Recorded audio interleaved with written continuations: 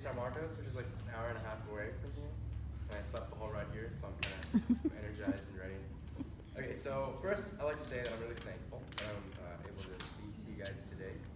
And I'm going to share with you a little journey, and well, an amazing journey that I've been on, finding my faith pretty much over the past 6 months, actually. So my freshman year, I attended Escondido Adventist Academy. Do you guys know what that is? Yeah, it's one of the Adventist schools here. But I will get into that later. Just wanted to preface with that. So where I'm from. I was born and raised on the East Coast. I was born in Maryland, and then I moved to Guam, and then I finally found myself in California at Escondido Adventist Academy. My dad's in the military, so we move around a lot. And I attended the school from 6th grade to 9th grade. So I was actually able to visit them recently, and all the 6th graders, and I was a 6th grader when I first came to California. So seeing them and how young they are, like this guy right here. You didn't see, I looked like him when I first came to California. I was that tall. Yeah, and it was my first Adventist school. So before that, I had just been to a public school. So I grew up around the church, but I never really appreciated it. This was all until I was kind of taken away from it. So when I was so over the past 6 months, I was able to study a bunch of religions, and I heard about what this God has done through so many cultures and other parts of the world, and I was able to really appreciate it after that. So let me explain. From 10th grade to senior year, I lived in Italy, Naples, Italy, and they're a very religious country, being Catholic. And while I was in Italy, I was able to pretty much travel the world, since plane tickets were like less than $50 to go pretty much anywhere in Europe. I was able to go from Egypt to the Czech Republic and to even Germany. And from Europe to the Middle East, I visited churches, synagogues, Mormon temples, mosques, all that stuff. And through my journey of finding my faith, I actually studied so many different religious books, and it was actually enjoyable. So I was raised SDA, and I went to Sabbath school and countless Bible studies and children's story, and I attended a Christian school, as I said. And I went to a bunch of Christian summer camps and everything that my parents put me through to kind of direct my faith. But as I got older, I finally wanted to see what religion was about for myself. So I wanted to find that on my own. So that's what I did. I had friends that I went to school with at my public school that practiced those different religions that I was talking about. They made me reach out and see what others had to say, like other worldviews. So I had a Catholic friend, a Muslim friend, a Presbyterian Christian friend, all that. And I would read their books and then reference back to the Holy Bible. After reading and researching and actually enjoying it, so I hated reading in high school. Do you guys hate reading, or do you like reading? Raise your hand if you like reading. Yeah, it's a few people, right? Yeah, so I mean, reading is okay. It's okay, honestly. It's not that bad. So I hated reading in high school. I hated having books assigned to me, but there is the occasional book that I find is really enjoyable. You know what I'm talking about? Like sometimes, the book Hatchet, I don't know if you guys know about it. Yeah, so it was probably 7th grade when we read that, right? I don't know, but it's definitely a standard. So I actually loved that book. And it was the only book that I actually read cover to cover until my senior year, which was The Alchemist. Yeah, it's a good book. Yeah, so I'm not a big book guy. I don't read. But back on topic. So after enjoying studying the Holy Bible in comparison to the other books that I studied, I had a bunch of flashbacks, and I had a bunch of I felt nostalgia when I was reading the Holy Bible. All the children's stories that I learned growing up in church, it just reminded me of my childhood. And I finally came back to loving and believing in Seventh-day Adventism. So, we believe in Jesus like the Catholics did in Europe, and Mormons believe in Jesus as well, and other Christian religions, but we also keep the Sabbath day like Jews and Muslims, as it is. It was really interesting to see the similarities that we share. Before I realized my appreciation for the SDA church or the community, I was kind of living my life away from religion. I had just moved to Italy when I was in 10th grade. Like I said, I was your guys' age when I left the SDA school system. And for the first few years, I didn't really think any of it. I didn't have to go to church every weekend because the only SDA church didn't speak English. They spoke Italian. I didn't have to go to the school either, so there was no religion class or anything like that. I was happy about it because I didn't really care back then. But it wasn't until my senior year, last year, that I finally felt that something was missing in my life. Right? I was happy, and I played a bunch of sports. I played like 5 varsity sports, like from soccer to basketball, like you guys said, and I played volleyball as well. And then I played baseball last year. But I was involved with the school too, but there was still something that I felt was missing, a part that wasn't being satisfied by. I only figured out that it was the spiritual side that I used to have through attending the Adventist Academy when I went to church again. So for the first time in like 3 years, I went to a church, and it was my friend that brought me back into it. It was kind of like a first date kind of thing. So yeah, I asked her where she wanted to go, and she said church, and I was like, okay. So it's like we did, and I was like, I know what church is about. That's nothing new, right? But deep down, I was kind of embarrassed and ashamed because I hadn't gone in so long, and I'm like telling her that I'm a Christian too, but I don't go to church, you know. So it's like, really, are you? And I was like, yeah, but you know. So I stepped into the church. It was a non-denominational church on a Sunday. I didn't tell my parents, don't worry. But then, nevertheless, they talked about the same things, and they sang the same hymns. But then I heard something else. So when I was in Italy, I think that was when kind of contemporary Christian music was getting popular here. So that was like a few years ago. So I heard Good Good Father for the first time. It's not even the best contemporary praise song, but it's like a really good one still. And it was the first praise song that I remember hearing. It kind of felt like home. So after 3 years of not going to church at all, and after almost forgetting about how it felt to really praise, I finally felt like I was where I was supposed to be.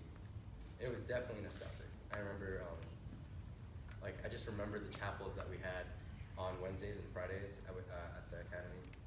And I remember going to PSR, and I remember the community that surrounded the church and how loving everyone was. And it reminded me of like even attending VBS when I was like a little kid. Yeah, so only now after 3 years of being away from the church, I'm able to really see how much it has done to me and how much God has done for me throughout all these years. So right now, my family lives in South Carolina, and that's home for me. That's where we moved from Italy. But obviously I'm here for school, okay? When we moved to South Carolina, I was kind of sad because I had to leave all my friends. As I mentioned, I'm a military kid, but I didn't mention how often I moved. So my family moves every 3 years, and it has its pros and cons, obviously. But as time goes on, you mature, and friendships mature.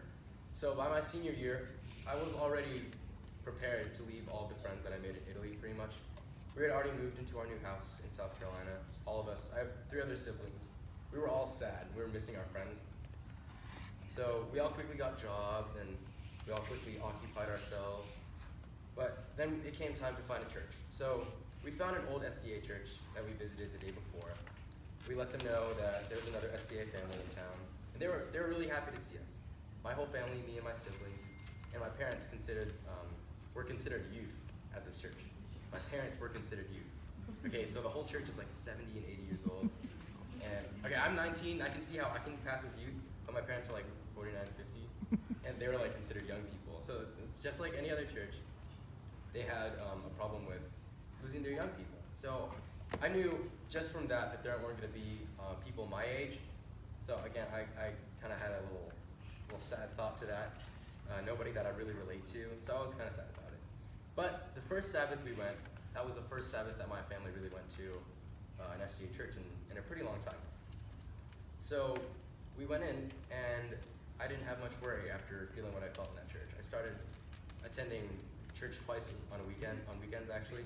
So I'd go to the non-denominational church on Sunday for like the praise music that they had, and then the SDA church the next day to receive more of a message kind of thing. So I was kind of on that spiritual high that you feel like after coming back from camp or something like that. So you know what I'm talking about, right? Yeah, so I've been on that spiritual high for like 6 months. It's crazy. Yeah, so what I'm trying to say is that you never really know what you have until it's gone, and you've heard that before. And something like the SDA community, I know some of you might never leave it. I know some of you might want to leave it, and I know some of you you might like actually leave it or something like that. But I know what it's like to be away from it, and after not appreciating it, it surely felt like I was missing a big part of my life. So when I first got back to California here, like less than 6 months ago, I don't know. But the SDA community that I didn't appreciate before brought me in like a son, like for sure. And I'm living in an apartment now, so I'm kind of on my own, and I'm living with 6 other people that I just met when school started, and it's pretty crazy. And I knew that I was going to starve some nights, so a bunch of the church family offered to take me to Costco and take me into their home for a cooked meal, and they were so helpful. And that's the beauty of our community. There's so much love involved, even for those that didn't love them back before, in my case. It's important to recognize and realize everything that you have. You know, it's not enough to say, count your blessings. I'm fresh out of high school, so I know what it's like to be in your position as 10th graders. But you guys seem pretty mature, honestly. Like, you're not freshmen, so you're not afraid of the teachers that you have anymore. But you're still not upperclassmen, so you might not get the respect that you feel like you deserve, type of thing. But I remember 10th grade like it was yesterday, and now I'm in college. After all this time, and realizing that what the church has done for me, and the way I turned out, I want to give it back, right? I love talking to people about the Word, and about what it has done for me, and how I feel that it's given me such a foundation to rely on. Because God's always with us even when we don't acknowledge Him, right? Right. And I'll leave you with something from one of my favorite passages in the Bible. So if you have your YouVersion apps, or she told you to turn off your phones, I forgot. Yikes. Okay, so Deuteronomy 6, 4-9. And I'm going to read it real quick. So this is called the Shema, and Jews actually read this twice a day. Do you remember what verse I said? 6, 4-9, right? 6, 4, 9. Okay. Now it goes.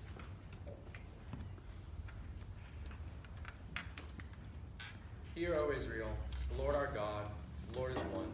You shall love your Lord your God with all your heart, with all your soul, and with all your strength. And these words which I command you today shall be in your heart. You shall teach them diligently to your children, and shall talk of them when you sit in your house, when you walk by the way, when you lie down, when you rise up. You shall bind them as a sign on your hand, and they shall be frontlets between your eyes. You shall write them on the doorposts of your house and on your gates. Now, can someone tell me what that means to them? Like just, anyway, yeah. So it says to pretty much proclaim the word, right? To be passionate about it if you feel it, right? So this is read by Jews twice a day, as I said, as a confession of faith. And it's beautiful to me in so many ways. One, in that it's our Bible, it's in our Bible, and it's also recognized by multiple religions, other religions, right? And two, it's meaning. So when you feel like praising, don't be ashamed to. Don't let anything get in the way of you and your passion of your faith, right? It's so personal. It's like when you ask someone about their day and they don't give you a clear answer and you're like, just give me a clear answer. It's not that easy, right? Like what I said to you guys, like the best part of your day isn't just summed up into one thing, right? It goes from thing to thing to thing. And if something bad happens here, then it might not go as well over here. You know what I'm talking about? So it's so personal. Nobody should influence your faith. Nobody should influence or change your views, right? Your views can be strong if it's in the right foundation. As long as you have strong passion in your heart, you're well off, right? I was once afraid to talk about my faith, and to do something like this 6 months ago was like, no, I would not do it, right? So I felt that I didn't know enough about the Bible to even talk about it with other people.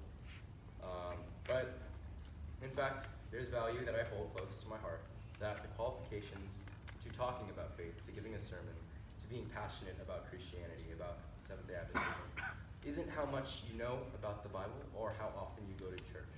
All you need is the passion that flows from your heart that the Holy Spirit gives all of us. All right, I will end with prayer. Yes. Okay. Dear Lord, thank you for this wonderful day and this wonderful opportunity that you have given me to kind of share my faith and share my gospel with these young people, these developing high schoolers that I know will do great things from what I've seen.